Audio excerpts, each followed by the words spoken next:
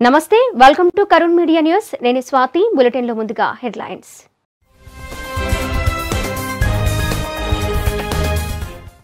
ఏపీలో inter second year ఫలితాలు విడుదల చేసిన విద్యాశాఖ మంత్రి ఆదిమూలపు సురేష్ ఆగస్టు 16 నుంచి పాఠశాలలు పునఃప్రారంభం నాడు నేడు సమీక్షలో సీఎం జగన్ వెల్లడి రాయలసీమ ఎత్తిపోతలను పరిశీలించండి కృష్ణా బోర్డుకు ఎన్సీటీ ఆదేశం ఆత్మకూరుకు సోను సూద్ త్వరలో వస్తున్నారు మంత్రి మేకపాటి గౌతమ్ రెడ్డి వెల్లడి వచ్చే నెలలో పెన్నా బ్యారేజ్ ప్రారంభం సీఎం జగన్ ప్రారంభిస్తారని తెలిపిన మంత్రి అనిల్ విశాఖకు రాజధాని తరలింపు పిచ్చి తుగ్లక్ నిర్ణయం సీఎం జగన్ పై కాంగ్రెస్ నేత తులసిరెడ్డి ఫైర్ ఏరోస్పేస్ రంగంలో క్రియాశీల రాష్ట్రంగా తెలంగాణ ఉపాధి అవకాశాలు పెరుగుతాయన్న మంత్రి కేటీఆర్ ప్రకాశం బ్యారేజ్ కి పెరిగిన వరద ఉధృతి లోతట్టు ప్రాంతాల ప్రజలను అప్రమత్తం చేసిన అధికారులు డీటెయిల్స్ చూస్తే ఆంధ్రప్రదేశ్ ప్రభుత్వం ఇంటర్మీడియట్ సెకండ్ ఇయర్ ఫలితాలు విడుదల చేసింది. వెలగపూడి సచివాలయంలో విద్యాశాఖ మంత్రి ఆదిమూలపు సురేష్ ఫలితాలను ప్రకటించారు. మొత్తం 5,19,510 మంది విద్యార్థులకు సంబంధించిన ఫలితాలను వెబ్సైట్లో ఉంచినట్లు ఆయన తెలిపారు. ప్రస్తుతం సెకండ్ ఇయర్ విద్యార్థులు 2019 రాసిన 10th పరీక్షలు 2020లో రాసిన ఇంటర్ ఫస్ట్ ఇయర్ పరీక్షల్లో సాధించిన మార్కుల ఆధారంగా గ్రేడ్లు కేటాయించారు. ఇందులో 10వ తరగతి మార్కులకు 30%, బైపీసీ ఎంపీసీ విద్యార్థులకు ప్రథమ సంవత్సరంతో పాటు ఇటీవల నిర్వహించిన ప్రాక్టికల్స్ పరీక్షలతో కలిపి 70% చొప్పున వెయిటేజ్ తీసుకుని రెండో ఏడాదికి 100%కి మార్కులు లెక్కగట్టారు. రిటైర్డ్ ఐఏఎస్ ఛాయ్ రతన్ నేతృత్వంలో రాష్ట్ర ప్రభుత్వం నియమించిన హైపవర్ కమిటీ గ్రేడ్లను లెక్కగట్టింది. ఇంటర్మీడియట్ పబ్లిక్ ఎగ్జామినేషన్స్ 2021 విద్యా సంవత్సరానికి సంబంధించి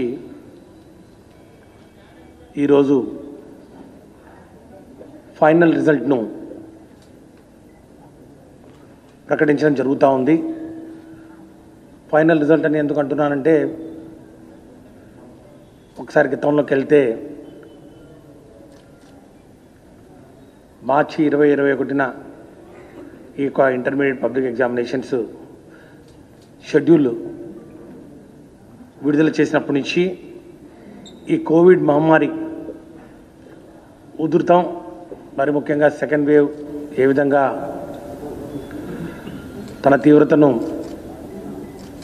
ప్రదర్శిస్తూ మొత్తం వ్యవస్థను అతలాకుతలం చేస్తూ, అదేవిధంగా విద్యాశాఖకు సంబంధించినటువంటి పాఠశాలలు కానివ్వండి, కాలేజీలు కానివ్వండి నడపలేని పరిస్థితుల్లో, మరి ముఖ్యంగా విద్యార్థులకు అతి ముఖ్యమైనటువంటి ఈ యొక్క పరీక్షలు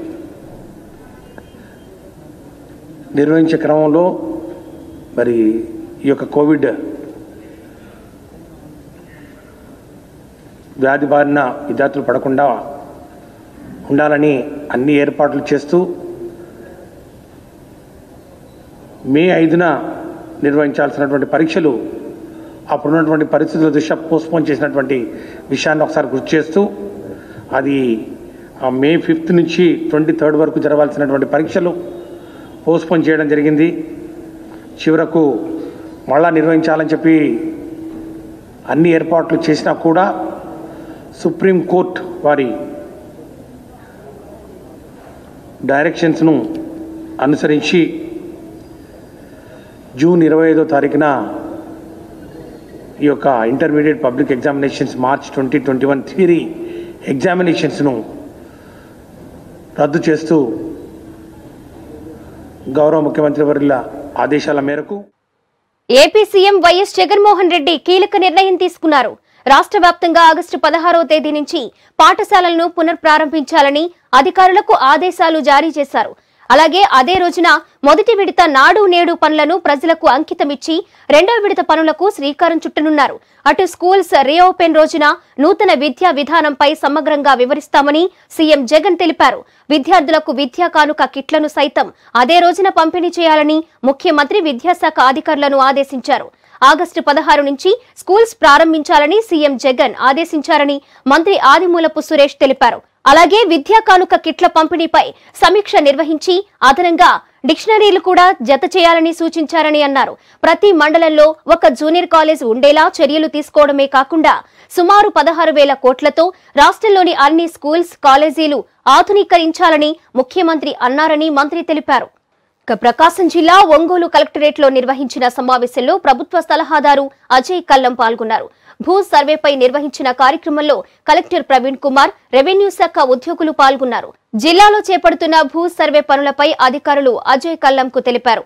అనంతరం అధికారులకు ప్రభుత్వ సలహాదారు పలు సూచనలు చేశారు. Probably next survey may happen after 100 years or after 50 years, we don't know. So it's a golden opportunity for everyone of us to participate wholeheartedly and with commitment in this, because this is going to be something permanent. మీకు further గుర్తుండేటువంటి కార్యక్రమం. ప్రజలకు ఇంకెందుకంటే probably less thing immediate మనం ఏం చేయలేం, cost ఎఫెక్టివ్గా డబ్బులు రోజు ఇచ్చుకుంటూ పోవచ్చు కానీ, but this is something long lasting and permanent. దీనికోసమే మనం చట్టం కూడా తీసుకురావడం జరిగింది. దట్ ఓకే, మీరు సెకండ్ వారు అన్నట్లు రీసర్వే అయిన తర్వాత that process will start and ultimately మనకు పర్మనెంట్ టైటిల్స్ ఇవ్వడం అంటే గవర్నమెంట్ ఆఫ్ ఇండియా పెండింగ్ ఉంది అప్రూవల్ కోసం, ప్రెసిడెంట్ కన్సెంట్ కోసం. వచ్చిన తర్వాత those instructions will be given and then మనకు అప్పుడు కంప్లీట్గా ఒక new system with district titling authority, దాని కింద స్టాచ్యూటరీ ఫంక్షన్స్ ఎవరెవరు చేయాలి, ఎట్లా చేయాలి అవన్నీ కూడా put in place so that అంటే ఇట్స్ ఏ ట్రాన్స్ఫర్మేటివ్ థింగ్ అనమాట. అభివృద్ధి చెందిన దేశం చాలా ఇట్లా ఎప్పుడు జరిగింది. Now at least we are venturing out. మన దేశంలో మనమే first time we are going to do permanent titles. Resurvey అవసరం ఎందుకు వచ్చింది, మనకి పర్మనెంట్ టైటిల్స్ అవసరం ఎందుకు వచ్చింది అనేది మనము అర్థం చేసుకుంటే నాకు ఇంపార్టెన్స్ అండ్ మనం we appreciate the effort that we are putting. మనకు సివిల్ డిస్ప్యూట్స్ మనము తీసుకుంటే ఈ దేశంలో మనకు సివిల్ కోర్ట్స్లో ఉండేటటువంటి డిస్ప్యూట్స్ కానీ, మన డిస్ట్రిక్ట్ అడ్మినిస్ట్రేషన్కి వచ్చే కంప్లైంట్స్ కానీ, పోలీస్కి వచ్చేటటువంటి కంప్లైంట్స్ కానీ తీసుకుంటే స్పెషల్లీ సివిల్ సైడ్ ఒక 100 డిస్ప్యూట్స్ ఈ దేశంలో, this is common to all the states, civil disputes record అయి ఉంటే ఒక సివిల్ కోర్టులో కానీ ఎక్కడైనా surprisingly close to 97% they belong to the land and they are related to land. Penna బ్యారేజీని వచ్చే నెలాఖరులో సీఎం జగన్మోహన్ రెడ్డి ప్రారంభిస్తారని మంత్రి అనిల్ కుమార్ యాదవ్ తెలిపారు. పెన్నా బ్యారేజ్ నిర్మాణ పనులను పరిశీలించిన ఆయన ఇంకా పూర్తి కాని పనులను త్వరగా పూర్తి చేయాలని అధికారులను ఆదేశించారు. బ్రిడ్జి నిర్మాణానికి సంబంధించిన నిధులను ఇప్పటికే విడుదల చేశామని తెలిపారు.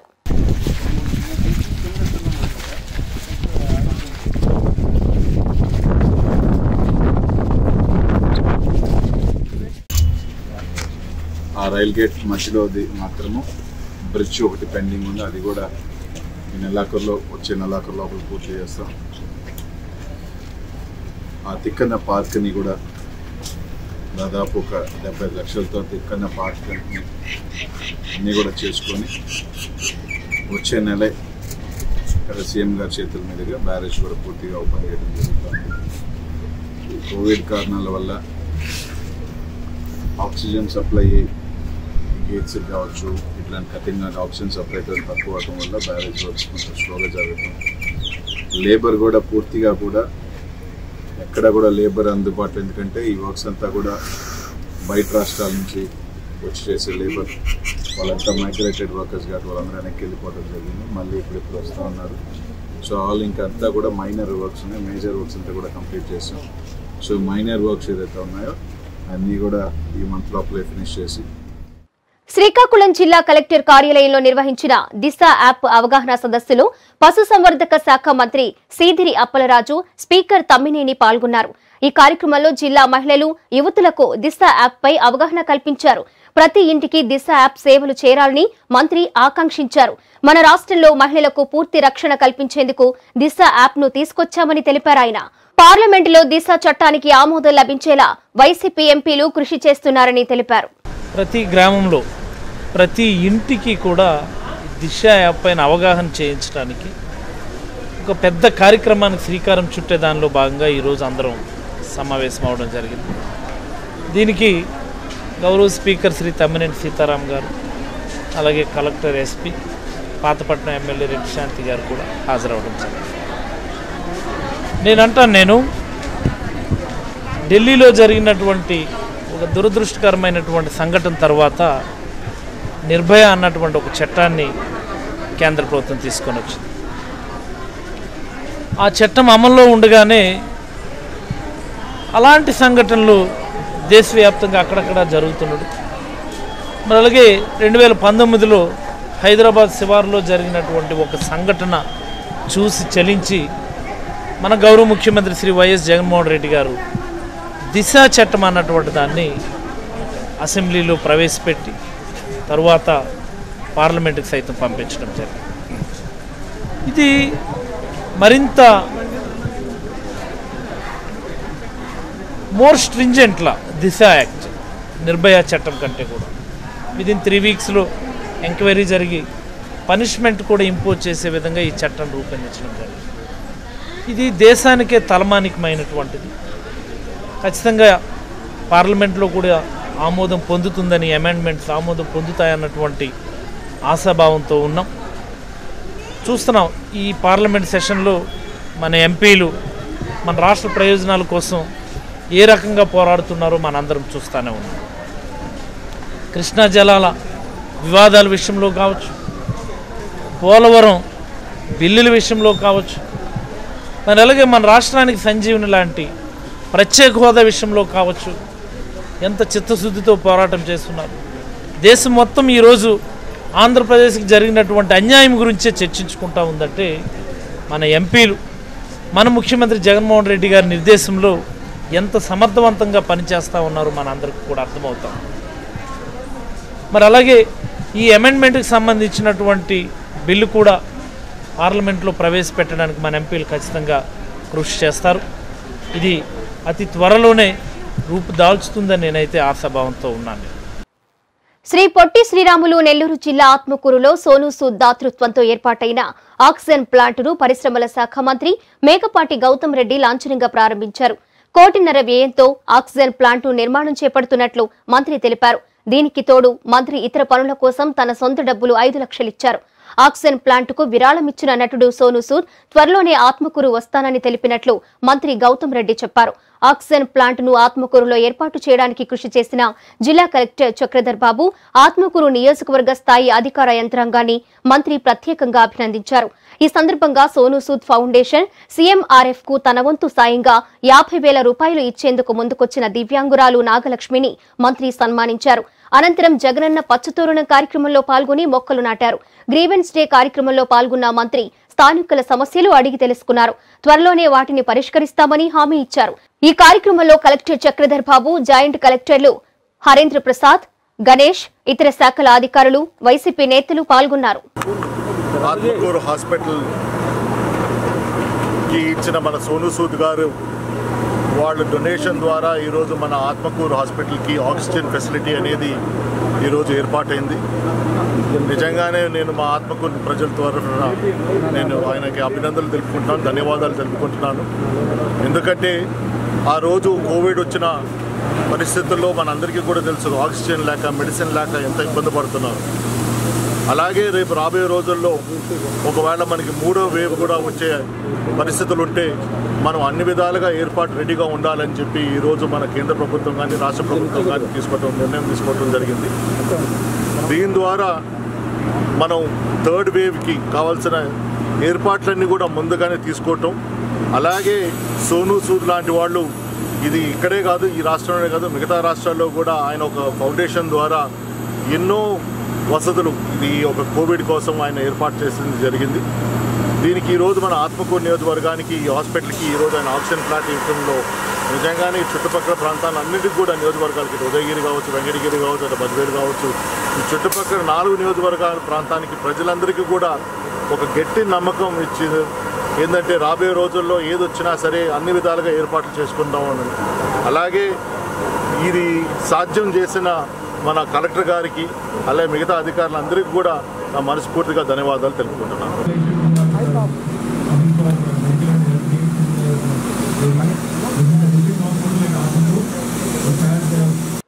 ప్రభుత్వం అమలు చేస్తున్న సంక్షేమ పథకాలు, అభివృద్ధి కార్యక్రమాలను ప్రజలకు చేరువ చేసే బాధ్యత పంచాయతీ సర్పంచులదేనని రాష్ట్ర పంచాయతీరాజ్ గ్రామీణాభివృద్ధి శాఖ మంత్రి పెద్దిరెడ్డి రామచంద్రారెడ్డి చెప్పారు.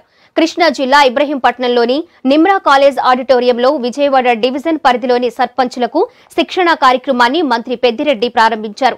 14 అంశాల్లో ఇస్తున్న ఈ శిక్షణను ఉపయోగించుకుని సర్పంచులు సమర్థ నాయకత్వంతో గ్రామాలను అభివృద్ధి పథంలో నిలపాలని సూచించారు. ముఖ్యమంత్రి వైఎస్ జగన్మోహన్ రెడ్డి గ్రామ పాలనలో విప్లవాత్మక మార్పులు తీసుకొచ్చారని చెప్పారు. అత్యుత్తమ పరిపాలనను ప్రజలకు చేరువ చేసేందుకు గ్రామ సచివాలయ, వాలంటీర్ల వ్యవస్థలకు శ్రీకారం చుట్టారని అన్నారు. సర్పంచులు ఈ వ్యవస్థలను పర్యవేక్షిస్తూ ప్రజలకు ప్రభుత్వ పథకాలను సక్రమంగా అందేలా చేయాలని సూచించారు. ఈ సమావేశం ఆల్రెడీ కలెక్టర్ గారు బాగా డ్రైవ్ చేస్తున్నాడు. ఇప్పటికే దాదాపు 1,39,039 ఇండ్లు గ్రౌండ్ చేయబడినాయి. మనకు శాంక్షన్ అయిందేమో ఇప్పుడు దాకా ఈ సంవత్సరం 2,11,724 ఇండ్లు శాంక్షన్ అయినాయి. మరి ఇది చూస్తే నిజంగా చాలా ఎక్కువగా మన జిల్లాకి ఇవ్వడం జరిగింది. దీని మీద ఎక్కువ శ్రద్ధ పెట్టి డ్రైవ్ చేయకపోతే మనం మిగతా జిల్లాలతో పాటు ప్రోగ్రెస్ లో ముందుండలేము. అంచేత శాసనసభ్యులు, ముఖ్యంగా ఈ జిల్లాకు సంబంధించిన 3 మంత్రులు, అధికారులతో పాటు మీరు రోజువారీ కోఆర్డినేట్ చేసి తప్పకుండా వారి నియోజకవర్గాల్లో ఉన్న ఇబ్బందులను అధికారుల దృష్టికి తీసుకొచ్చి లేదా మా దృష్టికి తీసుకొచ్చి తప్పకుండా అన్నీ కూడా అధిగమించి ఇవి మంచి ప్రోగ్రెస్ తీసుకురావాలని చెప్పి నేను మిమ్మల్ని కూడా మనసారి కోరుకుంటా ఉన్నాను. ఈరోజు ఇది ఒక పెద్ద యజ్ఞం లాంటిది. ఎప్పుడు కూడా మనం చూడలేదు. దాదాపు ఎన్నో సంవత్సరాలు రాజకీయాల్లో ఉన్నాను కానీ ఏ ముఖ్యమంత్రి కూడా ఏ రాష్ట్రంలో కూడా మిగిలిన ఒకేసారి 31.5 లక్ష ఇల్లు నిర్మించేదానికి సమీక్ష సమావేశానికి చేసిన అధ్యక్షులైన గౌరవనీయులు పెద్దలు కృష్ణా జిల్లా ఇన్ఛార్జ్ మంత్రివర్యులు, పంచాయతీరాజ్ రూరల్ డెవలప్మెంట్ పెద్దలు పెద్దిరెడ్డి రామచంద్రారెడ్డి గారికి, మిత్రులు ట్రాన్స్పోర్ట్ మినిస్టర్ పేరు నాని గారికి, service chief secretary Ajay Jain గారికి, జిల్లా కలెక్టర్ గారికి, విప్ ఉదయభాన్ గారికి, జాయింట్ కలెక్టర్స్ కి, ఎండి హౌసింగ్ అండ్ నా శాసనసభ్యులకి, శాసనమండలి సభ్యులకి, మేయర్స్ కి, మున్సిపల్ చైర్మన్స్ కి, అధికారులకి, ప్రెస్ వాళ్ళందరికీ కూడా నా ఉదయపూర్వక నమస్కారం. ఈ హౌసింగ్ గురించి ప్రభుత్వం యొక్క ముఖ్యమంత్రి గారి యొక్క ఇంపార్టెన్స్ ని ఇప్పుడు పెద్దలో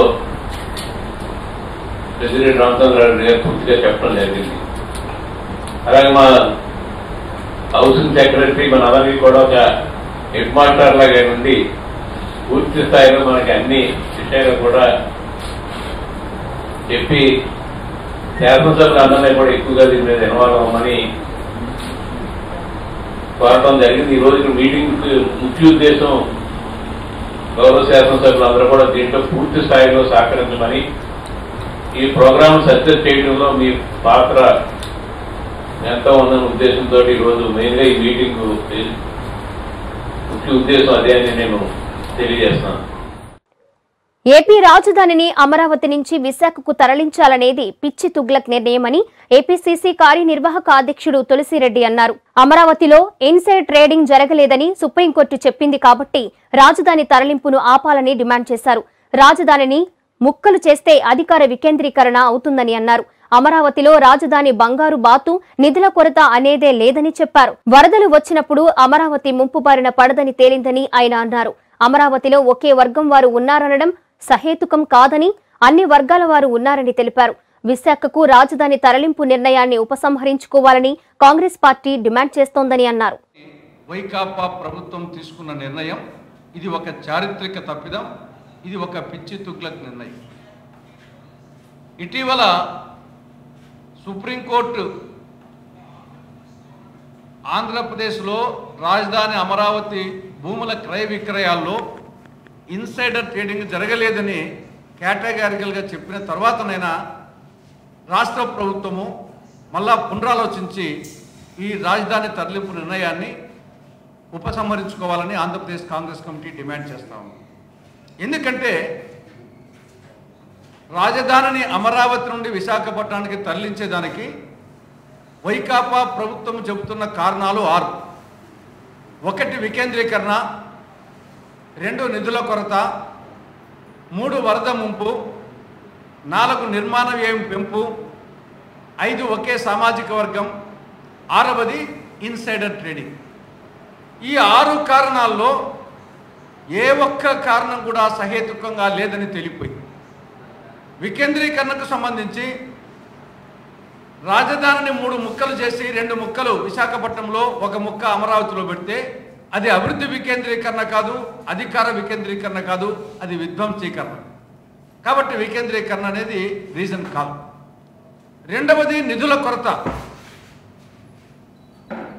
ఒక 5,000 కోట్ల రూపాయలు ఖర్చు పెడితే అమరావతిలో ఒక సర్వాంగ సుందరమైన ప్రజా రాజధాని వస్తుంది. ఇంకొక 5,000 కోట్ల రూపాయలు ఖర్చు పెడితే ఆల్రెడీ రైతులు ఇచ్చిన భూముల్లోనే 9,000 ఎకరాలు ప్రభుత్వం దగ్గర ఇంకా ఉంది.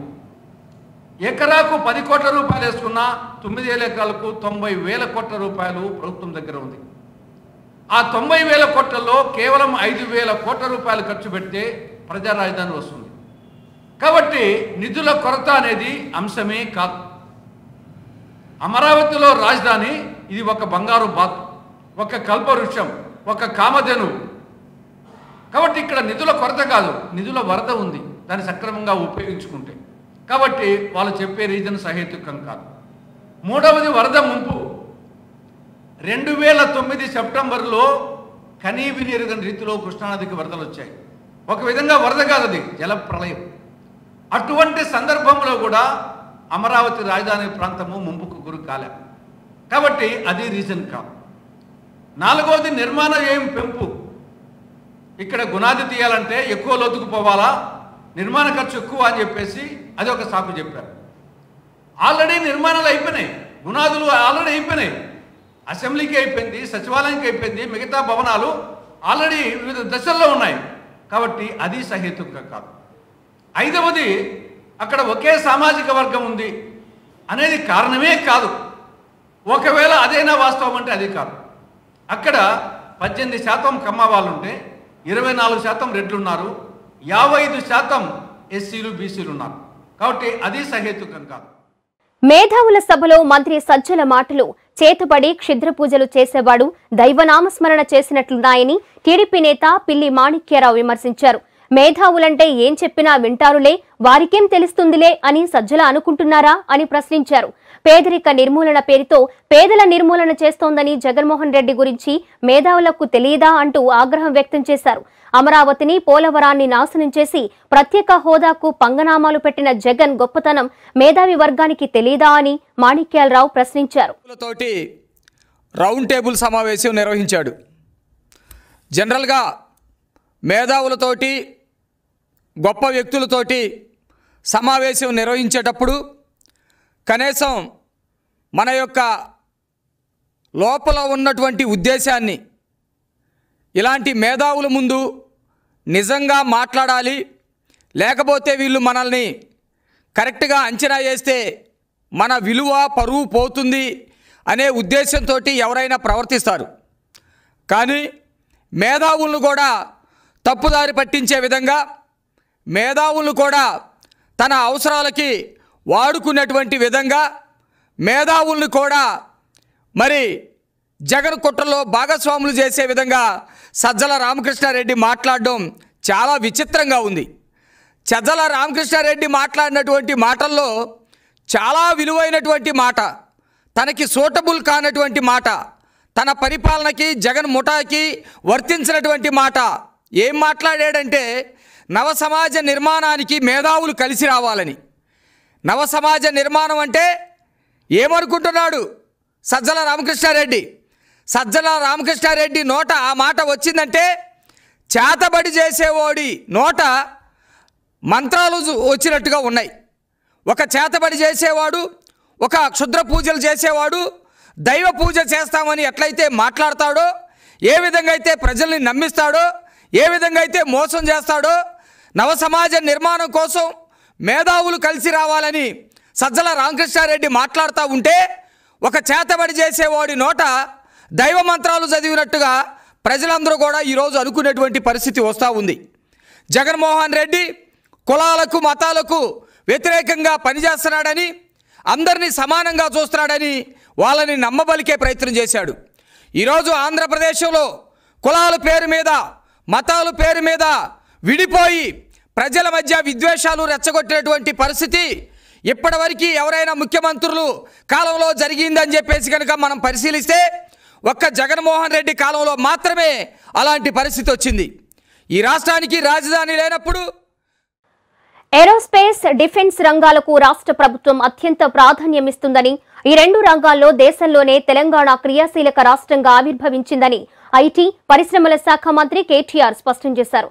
నగరంలోని హోటల్ తాజ్ కృష్ణలో టాటా బోయింగ్ 100వ అపాచీ ఫ్యూజ్లేజ్ డెలివరీ వేడుక జరిగింది. ఇప్పటి వరకు 100 అపాచీ హెలికాప్టర్ల ఫ్యూజ్లేజ్ భాగాలను టాటా సంస్థ తయారు చేసింది. AH-64 అపాచీ ఫ్యూజ్లేజ్ డెలివరీ కార్యక్రమంలో కేటీఆర్ పాల్గొని ప్రసంగించారు. ఏరోస్పేస్, డిఫెన్స్ రంగాలకు రాష్ట్ర ప్రభుత్వం అత్యంత ప్రాధాన్యమిస్తుందని, ఈ రెండు రంగాల్లో దేశంలోనే తెలంగాణ క్రియాశీలక రాష్ట్రంగా ఆవిర్భవించిందని ఐటీ, పరిశ్రమల శాఖ మంత్రి కేటీఆర్ స్పష్టం చేశారు. నగరంలోని హోటల్ తాజ్ కృష్ణలో టాటా బోయింగ్ 100వ అపాచీ ఫ్యూజ్లేజ్ డెలివరీ వేడుక జరిగింది. ఇప్పటి వరకు 100 అపాచీ హెలికాప్టర్ల ఫ్యూజ్లేజ్ భాగాలను టాటా సంస్థ తయారు చేసింది. Air Chief Marshal retired N.A.K. Brown, Director, Tata Boeing Aerospace Limited. Mr. B.P. Rao, Board of Directors, Tata Boeing Aerospace. Other dignitaries from the government, customers, suppliers, partners, esteemed media personnel, all my colleagues from Tata and Boeing, both present here as well as I believe some of them are joining virtually. My dear friends, good morning. Thank you for being with us today. We are all gathered here to celebrate an important milestone in the Tata Boeing relationship. The Apache AH-64 helicopter is the world's most powerful attack helicopter and is also used by the Indian Armed Forces. Tata Boeing Aerospace manufactures the entire fuselage, which is the most critical component of the Apache. Tata Boeing Aerospace came into being in June 2016. Within a span of 2 years, it went from a greenfield to a fully operational aerospace manufacturing facility. It delivered its first fuselage in May of 2018. Just to give you a sense of the magnitude of the work that's involved, it has nearly 300 tools, high precision tools that we work with, 2,000 detailed parts, which are now fully made in India, close to 50,000 fasteners, and many thousands of hours to manufacture. All of these have to match perfectly without any variances, and the most stringent levels of quality are met. Today marks the delivery of the 100th Apache from Tata Boeing to the Boeing company. So we have gone from 0 fuselages to 100 fuselages in 3 years, despite the challenges that we had due to the COVID pandemic. I am also delighted to share with you that the 100th fuselage has actually gone out with 0 defects. This was a journey that we undertook. I am delighted to say we have achieved that.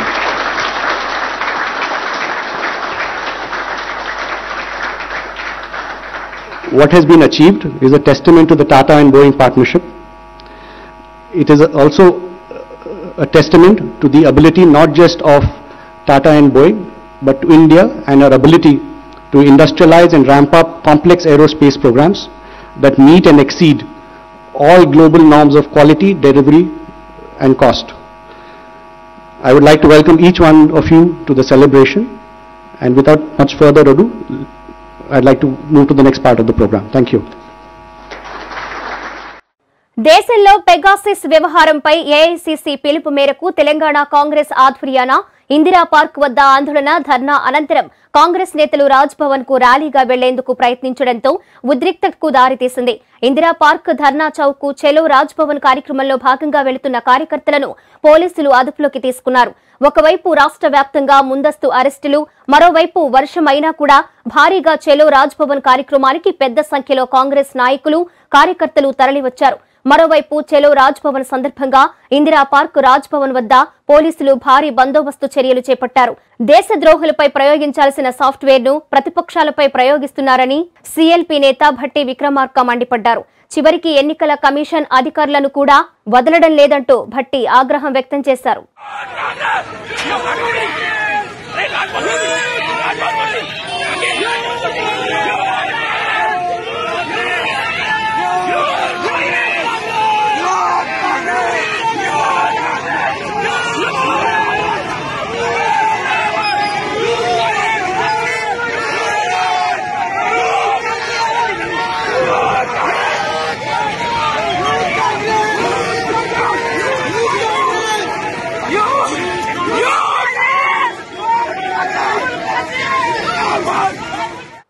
ప్రకాశం బ్యారేజీకి వరద ఉధృతి క్రమంగా పెరుగుతోంది. ప్రకాశం బ్యారేజీ ఎగువ భాగంలో గల పులిచింతల, మున్నేరు, పాలేరు, కట్టలేరు ప్రాంతాల నుంచి వరద నీరు వచ్చి చేరుతోంది.